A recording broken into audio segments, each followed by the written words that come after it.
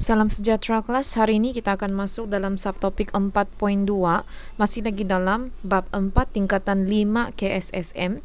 Jadi hari ini punya tajuk adalah faktor yang mempengaruhi kadar tindak balas. Apa faktor yang akan menyebabkan satu tindak balas itu cepat ataupun lambat? So ingat, kita punya tajuk adalah kadar tindak balas, dan dalam subtopik yang lepas iaitu 4.1 kamu belajar tentang tindak balas yang cepat ataupun perlahan. Okay, so hari ini kamu akan mempelajari 5 faktor yang mempengaruhi kadar tindak balas. So, apa 5 faktor itu? Yang pertama, suhu bahan tindak balas. Kedua, kepekatan bahan tindak balas. Ketiga, saiz bahan tindak balas berbentuk pepejal. Dan keempat, kehadiran mangkin. Kelima, tekanan.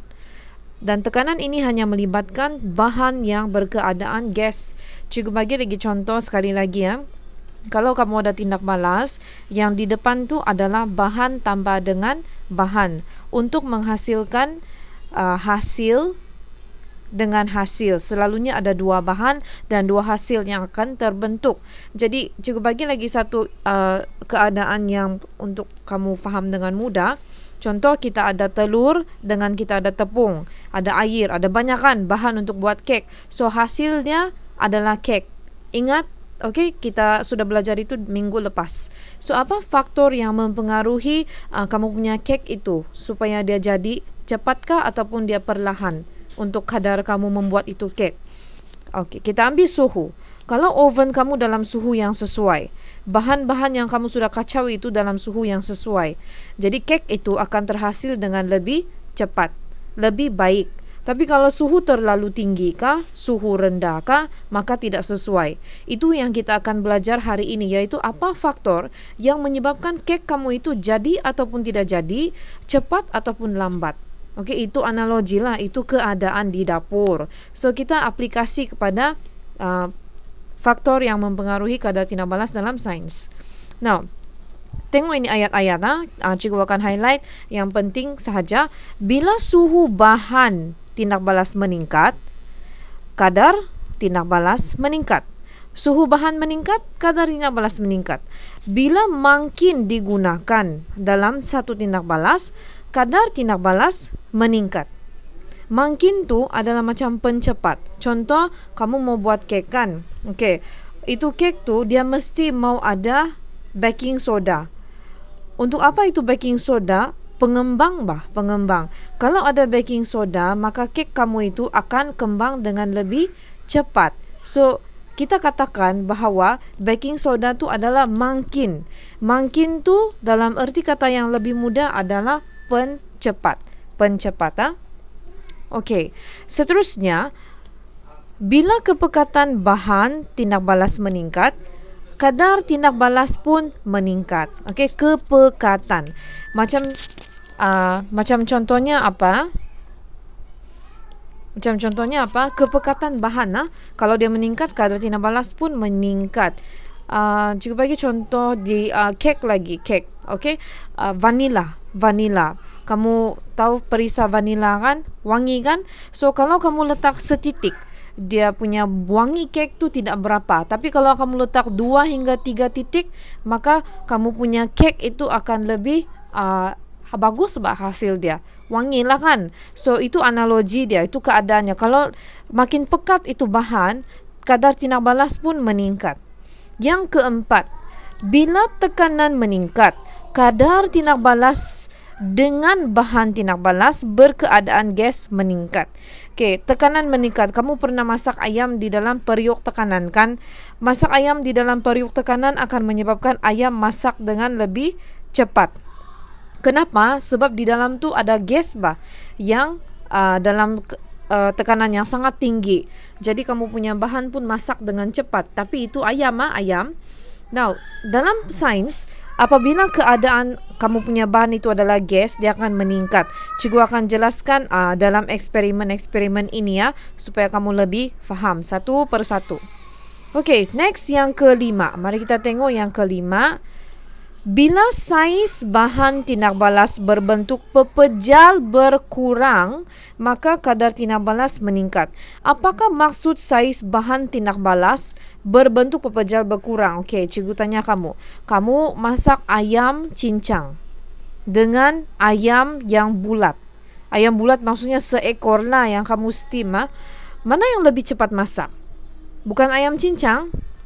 Kenapa ayam cincang lebih cepat masak? Sebab dia punya bentuk pepejal berkurang. Kecil-kecil bani berbanding dengan yang seekor bulat. Jadi ingat, bila saiz bahan itu berbentuk pepejal kurang, maka kadar tindak balas meningkat. Lebih cepat kamu memasak. Okey? So mari kita tengok satu persatu itu eksperimen. 4.1 dulu. Tujuan eksperimen mengkaji kesan suhu bahan tindak balas terhadap kadar tindak balas. Kesan suhu. Dan di dalam ayat di sini dia bilang kalau suhu bahan meningkat, kadar tindak balas meningkat. So apa masalah di sini? Bagaimana suhu bahan mempengaruhi kadar tindak balas? Hipotesis, semakin tinggi suhu suhu bahan tindak balas, semakin tinggi kadar tindak balas. So dalam eksperimen ini cuba kamu tengok, ada kelalangkon. Di dalam kelalangkon diisi larutan natrium tiosulfat. Ada kertas putih dan kertas putih itu kamu tanda X dengan kamu memakai pen kah?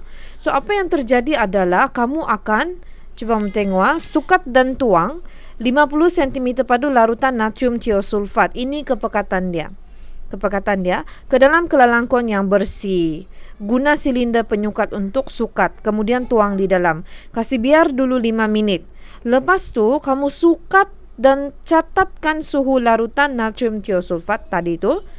Kan kamu sudah sukat, kamu sudah letak. Kemudian kamu catatkan suhu dia. Kemudian letaklah kelalangkon di atas tanda X. Okey, sekarang ni sukat dan tuang lagi asid sulfuric. Dia mesti ada dua bahan kan? Ingat, kamu punya tindak balas dalam sains bukanlah kek, bukanlah telur, tapi ada bahan-bahan. So, bahan-bahan dalam eksperimen ini adalah natrium tiosulfat dan juga asid sulfuric. So, bila dia sudah tuang, kamu akan masukkan cepat-cepat dan mulakan jam randik. Serta merta, mata ni untuk tengok itu tanda X. Perhatikan tanda X dari atas. Hentikan jam randik sebaik saja X tu hilang. Apa yang terjadi sebenarnya kan kelas ini? Bila kamu letak itu asid di dalam bersama-sama dengan natrium tiosulfat, you know what will happen? Something will form. Ada sesuatu yang akan terjadi. Kan cikgu kasih tahu kamu kan? Bahan tambah bahan akan ada hasil. So hasil di sini kan dia akan tutup tuh tanda X. Dia akan tutup. Sebab tu kamu letak X. Because we want to see the tanda X untuk hilang dari penglihatan. Itulah mata kamu di atas. Because you want to see itu X. Masih adakah tiada? Nah, Nina. Hentikan jam randik sebaik-baik saja. Tanda X pada kertas putih tiada. Maksudnya ada hasil tu. Ada mendakan di sini. Macam Melo. Kamu punya Melo dengan air. Mula-mula kamu masih boleh nampak kan. Tapi bila kamu sudah kacau-kacau, kamu akan nampak nothing. So it's brown, totally brown. So something will form here. So ulang langkah 1 hingga 8 menggantikan natrium tiosulfat pada suhu bilik dengan larutan natrium tiosulfat yang dipanaskan sikit-sikit 35, pergi 40, pergi 45, pergi 50. Maksudnya kamu akan ulang ni eksperimen sebanyak 1, 2, 3, 4, 5 times. Macam begini. Suhu yang pertama suhu bilik lah yang tadi kamu sukat dan tuang. Lepas tu kamu letaklah itu kelalangkon di atas kertas putih. Kan? Kamu letak dulu. Itu suhu bilik. Sebab tu dia tidak ada kasadawai, dia tidak ada penunung Bunsen. Okay? Itu suhu bilik. Yang kedua, kamu kasih panas sikit. So, katakanlah masa yang diambil untuk X tidak kelihatan pada suhu bilik adalah kamu tunggu. Okay, adalah kamu tunggu 25 saat lah. Baru itu X hilang. Jadi, mengikut itu pernyataan di atas, dia bilang, hipotesis dia, semakin tinggi suhu bahan tindak balas, semakin tinggi kadar tindak balas. Jadi, kamu fikir secara logik. Kalau suhu makin tinggi, jadi dia punya masa pun makin pendek. Makin lama makin pendek. Kenapa begitu? Sebab tinggi. Cikgu bagi lagi satu keadaan di dapur. Kamu punya Milo, kamu kasih masuk di dalam air yang panas. Banding dengan kamu kasih masuk itu Milo, serbuk Milo di dalam air yang sejuk. Mana yang akan melarut dengan lebih cepat? Bukan air panas. Okay, so itu adalah keadaan yang sama apabila kamu kasih tindak balas larutan natrium thiosulfat dengan asid sulfuric. You will have the same concept. Okay, the higher the temperature, the shorter the time taken for X to disappear from your side. Jadi makin cepatlah itu X hilang. Okay. So, 1 per massa, you know how to count kan? 1 per 25, 1 per 20. Why we need to count this one? Because 1 per massa sebenarnya adalah kadar tindak balas punya formula. Okay? So, lukis graf berikut. Demograf suhu lawan massa. Suhu lawan massa maksudnya macam mana? Okay, cikgu bagi di sini A. Suhu lawan massa. Suhu di sini paksi Y. Lawan massa di paksi X. Begitulah. Okey, yang kedua B, dia mau suhu lawan 1 per massa. So, dari mana kamu dapat data? Dari ini nah. Ni suhu bilik.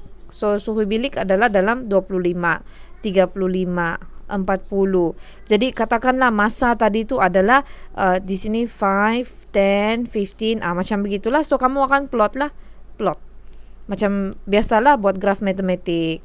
Okay, kamu akan buat ni eksperimen once the school open because I'm going to ask the lab assistant to come and give all the things, bring all the things in the classroom.